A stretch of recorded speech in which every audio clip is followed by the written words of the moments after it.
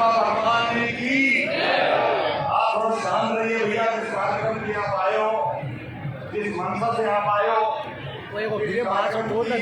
संदेश लेके पूरे लोगों को जाना है। आज के विश्वकर्मा महोत्सव में उपस्थित राजस्थान हिंदुस्तान के कोने कोने से आए हुए सभी समाज बंधुओं,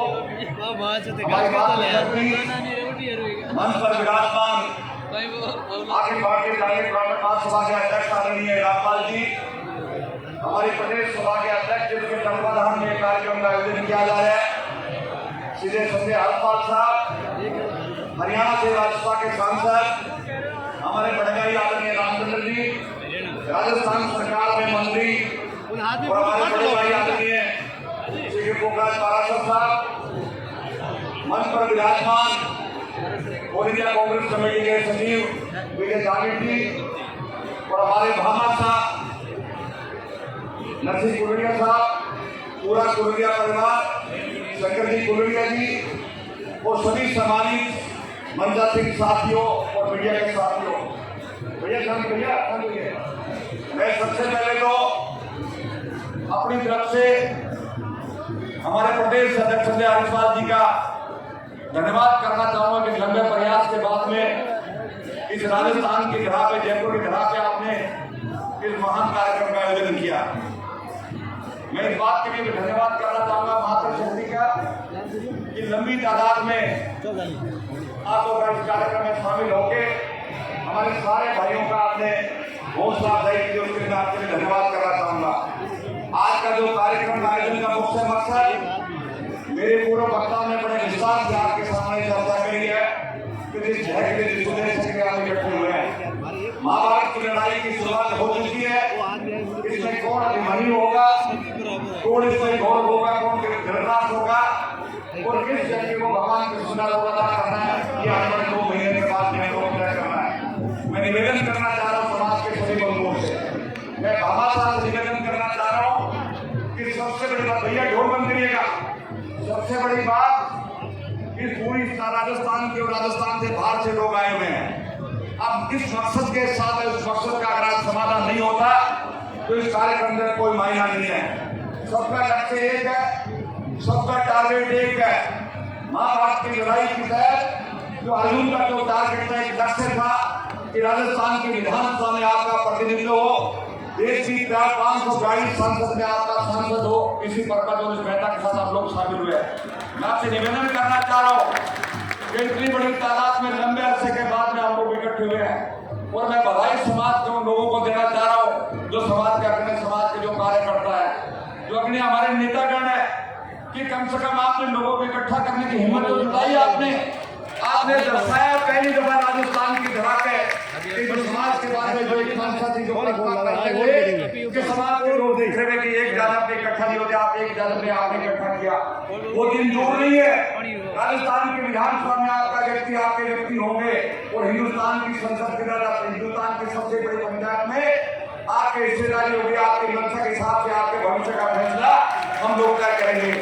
मैं निवेदन ये भी करना चाहूंगा हमारे साथियों से, नेताओं से, क्या बड़े बड़े उद्योगपति भी हमारे बीच में आए हुए हैं। चिंता करनी चाहिए गांव के साथ आखिरी व्यक्ति की, जो आदमी लकड़ी का काम करता है, जिसकी सामाजिक दृष्टि से जिसकी इज्जत नहीं है, सिर्फ अपने स्वाभिमान की वजह से वो जिंदा, उसके बाद की चिंता के बारे में आप चिंता करें, उसको किस तरीके से ऊपर उठना, इस बात की चिंता होनी चाहिए।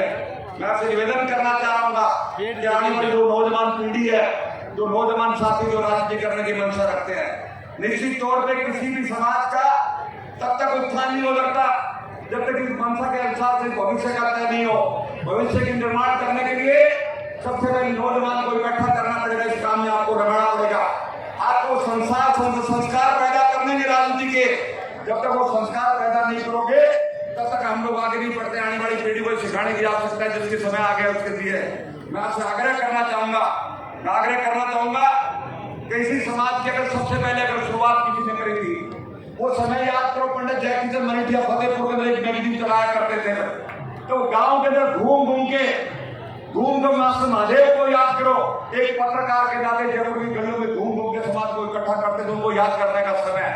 उसी पंडित जयकिशन मनीठिया जी की बदौलत आज अखिल भारतीय जो जागृत ब्राह्मण महासभा का जो में जो इश्तिहार है, जो संस्था है, वो जमाना याद करो जब चलने का साधन नहीं होते थे, पैसे का अभाव था, उस व्यक्ति ने घूम घूम हिंदुस्तान को एकता हमारे समाज को इकट्ठा करने का प्रयास किया, जिसका परिणाम आपके सामने कम से कम आपका वो दूसरा स्वरूप आपको दिखाई दे रहा है। वो याद करने का समय पर आगे मास्टर साहब का जब शास्त्री नगर के एक छोटे से कमरे में बैठ के एक मैगजीन चलाते थे और देश के उद्योगपतियों को संपर्क करके समाज को आगे बढ़ाने की बात करते थे, वो लोग उनको याद करना चाहिए, जिसकी वजह से आज सारे लोग इकट्ठा हुए। मैं आपसे निवेदन करना चाह रहा हूँ, हमारी एक बहन जी बोल रही थी कि महिलाओं को आगे करना चाहिए, महिलाओं को आगे करना चाहिए। मैं सारे समाज से अपील करना चाहूंगा, राजनीति रिक्शा में नहीं मिलती, छीननी पड़ती राजनीति। आपको मानसिक तौर पर तैयार होना पड़ेगा, तब जाके राज्य में आपकी हिस्सेदारी बढ़ेगी। मैं आपसे निवेदन करना चाह रहा हूँ, हमें से नहीं मिलता कभी राजनीति का हथियार। राजनीति का हथियार के लिए आपको अपने आप को तैयार करना पड़ेगा। वो महाभारत का अभिमन्यु की तरह आपको लड़ाई लड़नी पड़ेगी, चक्र में वो तो उन जगह आपको प्रयास करना पड़ेगा। मैं निवेदन आपसे करना चाह रहा हूँ। साथियों, महिला शिक्षा की आवश्यकता है, नौजवान की शिक्षा की आवश्यकता है। समय के हिसाब से अगर परिवर्तन नहीं किया तो समाज की खतरा आ जाएगा। 5,710 समाज 10 की कमाई के साथ अपने परिवारों को पालना है। 20 करोड़ की आबादी हिंदुस्तान के अंदर हमारे समाज की है। 20 करोड़ की आबादी का बड़े अफसोस के साथ मुझे कहना पड़ रहा है कि हिंदुस्तान के पार्लियामेंट में एक व्यक्ति को भी राज्यसभा से लेकर इस राजस्थान की मैंने रास्ते तो खोल दिए, इस रास्ते को चौड़ा करना, कपास शुद्धि करने का आपका काम है। मैं निवेदन करना चाह रहा हूँ, ये रास्ता देखिएगा, इसकी ताकत को एहसास करिएगा, समझिए करेगा। जब 8 करोड़ जनता का नहीं जहाँ कानून बनता होगा, का व्यक्ति नहीं है, आपके लोग नहीं, आपकी बात कोई सुनने वाला नहीं है, कोई सुनने वाला नहीं है। मैं आपसे आग्रह करना चाहूंगा, आज 20 करोड़ की आबादी है, 20 करोड़ की आबादी में आपका प्रतिनिधित्व 0। 1931 में पहली बार इस देश में जात के आधार पर जनगणना शुरू की गई थी। 2.5% के आसपास की आबादी थी, आज 2023 आ गया। 2023 में आबादी किस अनुपात में बढ़ी होगी, निर्माण आप अंदाजा लगा सकते हो। उस अनुपात में हमारा लोकसभा और विधानसभा में हमारा प्रतिनिधित्व नहीं है। इस बात की चिंता समाज को करनी चाहिए। मैं आपसे आग्रह करना चाहूंगा, इसी देश के अंदर, इसी समाज के देश का जो सर्वोच्च पद था, जो देश का कॉन्स्टिट्यूशनल हेड का पद था, यानी जैन में संबोधित किए समाज के लोगों ने, इसी समाज के लोगों ने रामजी राजानी राज्यसभा के हरियाणा के राज्यसभा के अध्यक्ष, राज्यसभा के मेंबर रहे। इसी समाज के लोग प्रणीत धीमान हिमाचल प्रदेश विधानसभा के स्पीकर भी रह चुके हैं। इसी समाज के डॉक्टर राम प्रकाश जी, इसी समाज के रामचंद्र जी और तमाम लोग जिन्होंने शुरुआत करी थी और आपके लिए रास्ता खोला गया है। हम कमजोर कहीं नहीं है, कमजोर मानसिक तौर पे कमजोर है। इस मानसिकता को किस तरीके से मजबूत करना पड़ेगा, इस मंच के माध्यम से विचार करना चाहिए, ताकि आने वाले लोग जो दूर दराज से गाँव से आए वो संदेश लेके जाए। 3 महीने के बाद में चुनाव विधानसभा का सारी राजनीतिक पार्टी अपने तरफ से अपने टिकट का डिस्ट्रीब्यूशन करेगी और सारी राजनीतिक पार्टी राजस्थान में राज बनाने का प्रयास करेगी। लेकिन अगर आपकी सुनी होगी, उस राज का कोई मायना नहीं है। मैं आपसे निवेदन करना चाह रहा हूँ, अगर मजबूत रहोगे तो 1 से 5 हो सकते हैं, अगर मजबूत नहीं रहोगे तो एक भी चला एक भी जा सकता है। एक भी का बात आपको आज का जो कार्यक्रम है, जो राजनीतिक कार्यक्रम है, वो राजनीतिक और विश्वास की चर्चा होती है। मैं आपसे आग्रह करना चाहूंगा कि राजस्थान की सरकार का मैं धन्यवाद करूंगा। हमारे अध्यक्ष जी ने कहा था कि जब ओबीसी का जाति वर्गीकरण होती है, मैं राजस्थान के मुख्यमंत्री का धन्यवाद करूंगा। 6% आरक्षण दिया हम लोगों को, राजस्थान में वर्गीकरण कर दिया गया और कुछ लोगों ने विरोध भी करना स्टार्ट कर दिया।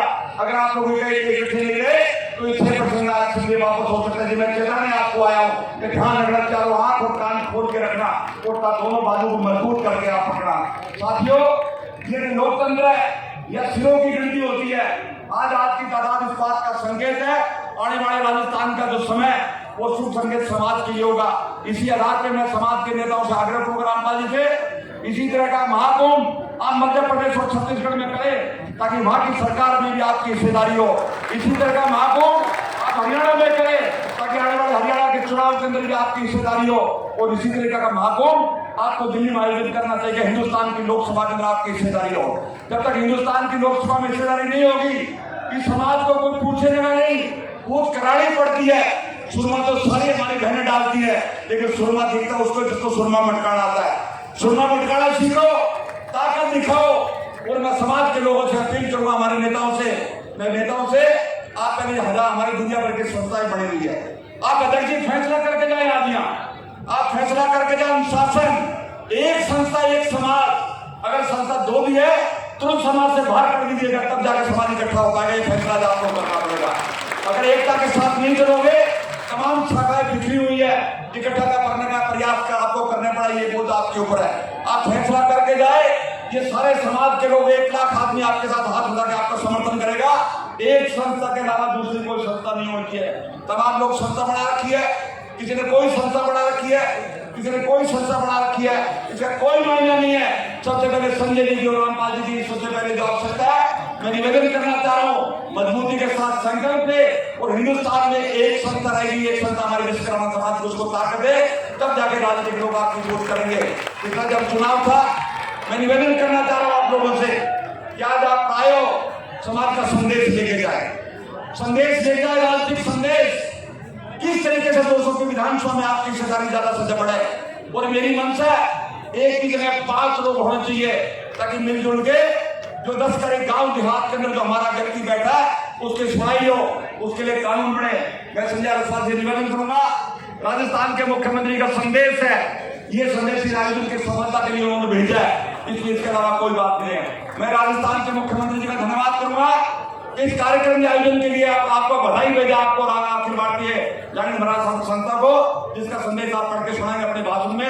ये मुख्यमंत्री जी का संदेश उन्होंने भिजवाया आपका। साथियों, आपका जो कार्यक्रम है, इस कार्यक्रम में क्या मायना है? तमाम लोग भाषण दे रहे थे, राजनीतिक लोग नहीं है ये लोग, ये व्यापारी लोग पैसे की मदद आपकी कर सकते हैं, ये साधन की व्यवस्था कर सकते हैं। लेकिन शायद आप सड़क पे लड़ाई लड़ने के लिए आपको फौज तैयार करनी पड़ेगी, जो हथियार भी चलाना जानती हो और हथियार से किसी निशाना भी साधना जानती हो, वो खुद आपको तैयार करनी पड़ेगी। दोस्तों, समय आ गया। मैं अपनी टिकट की बात करता आपसे करता हूँ। मेरी टिकट भी कटाने का प्रयास किया गया था और आज भी कटाने का प्रयास किया जा रहा है। चारों तरफ से घेरने की कोशिश की जा रही है महाभारत के इस एकलव्य को, इस अभिमन्यु को। आपको साथी करके समाज में मदद करनी सब लोगों को। और मैं धन्यवाद करना चाहूंगा उन साथियों को, जब 2013 में 18 में मैंने चुनाव लड़ा, जिनको मैं जानता नहीं था, लेकिन हिंदुस्तान के करोड़ समाज की जहां मेरे साथ थी, उनका आशीर्वाद मेरे साथ था। इसी आशा विश्वास के साथ मैं निवेदन करना चाहूंगा और राजस्थान के मुख्यमंत्री का धन्यवाद करना चाहूंगा कि ज्यादा से ज्यादा हमारे अधिकारी भी बैठे हैं। इस 5 साल के राज के अंदर सब्जेक्ट को रखा गया है। ये राजस्थान के मुख्यमंत्री की मिसाल में कायम करना चाह रहा हूँ।